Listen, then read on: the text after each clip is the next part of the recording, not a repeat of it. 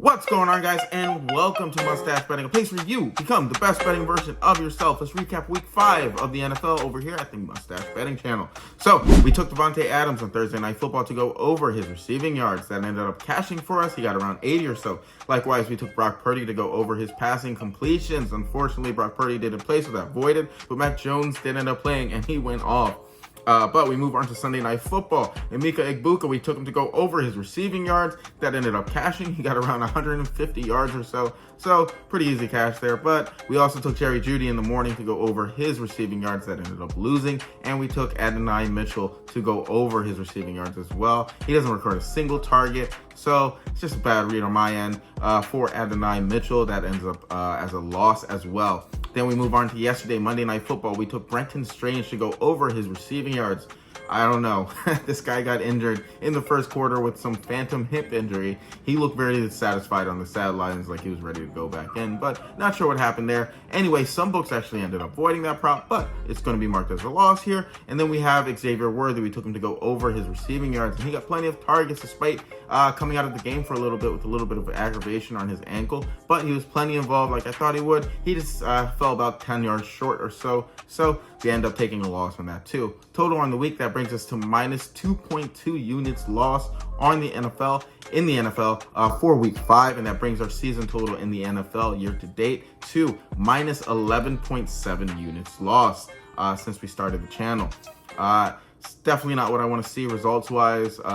I keep saying, that things are going to change, but all I can do is continue doing the research, and I'm sure the results will follow. I know you may not believe that right now, but I've been betting long enough to see this happen plenty of times. So I understand if you guys are frustrated. All I can do is continue providing this research for you. Sometimes these injuries and things like that don't go our way, and we're experiencing a little bit of a downswing on the season, but I'm confident things are going to pick back up. But aside from that, today I have for you my Thursday Night Football best bets. Today I have for you exactly 2 of them coming your way. So for this Thursday night showdown, we have my Philadelphia Eagles playing off against the New York Giants, who are 1-4. The Eagles, they're 4-1. So opposite sides of the spectrum, but the Eagles are coming off of a loss. They have something to prove, and the Giants with their new quarterback Jackson Dart are looking promising. They actually got a win, and they're looking to salvage their season, frankly. So it should be an exciting matchup over at MetLife Stadium. Today I have for you my first best bet. It's going to be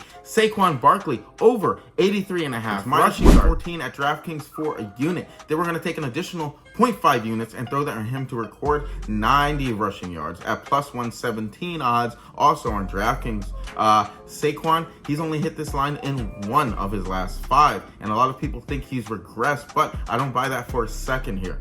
Beat writers like Elliot Shore-Parks of WIP in Philadelphia have reported Saquon's explosiveness in practice to be unhindered and nothing short of what it was last year. And experts agree that the Eagles' O-line is what's to blame this year for Saquon's lack of explosiveness stat-wise, but physically he appears to be the same running back that he was last year. But last game, the Eagles' O-line, it looked different. They commanded the trenches, and despite a loss, they were able to pass block and run block pretty effectively. It just so happens that the Eagles decided to launch an air attack last game, and that cost them a win. It's exactly why I think this game they go back to their roots. Running on the ground with Saquon, they'd be foolish not to. The Giants, they allow the 8th most rushing yards to the running back position and the 9th most average rushing yards per attempt. They also allow the 10th most yards gained after initial defensive contact to the running back position. And Saquon, we all know he can break a tackle or two. The Giants, they've allowed 22 explosive runs of 10 yards or more to the running back position. And I think that pattern continues here, frankly, on Thursday.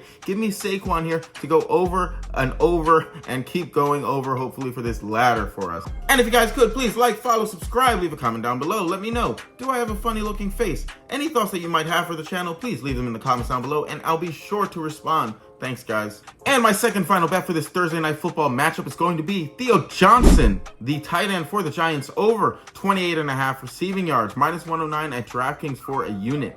Theo Johnson, he's hit the line in 7 of his last 10. And last game, he had a total team target share of 18%. He hauled in 6 of 7 targets for 36 yards. Theo, he's a machine, and the Giants have shown that they want to get him involved. And the key to lining up well against the Eagle is to attack the middle of the field. So I'm sure sure the Giants already know this, and they're going to want to get Theo involved. And if we look at the yards gained after the initial defensive contact, the Eagles, they allow the third most to the tight end position. The Eagles, they play zone about 50% of the time. And Theo Johnson, against zone, he runs 64% of routes run per team dropback. I think the Eagles this game are going to send 4 guys to rush the quarterback and sit in zone, forcing Jackson Dart to make some difficult throws down the middle of the field. And I can see Theo being that safety blanket that Jackson Dart throws to. So for some first down. So give me Theo here to go over. So to recap everything, we have a Saquon Barkley rushing ladder to go over 80.5 rushing yards. And then we have him to go to record 90 rushing yards as well for 1 unit and 0.5 units respectively. Then we have Theo Johnson to go over his receiving yard prop at 28.5. That is all I have for you today. Let's start week 6 of the NFL off right with this Thursday night football sweep. Hopefully Saquon Barkley can get us those yards. It should be an exciting game. The Eagles and Giants always give us some good content to look forward to.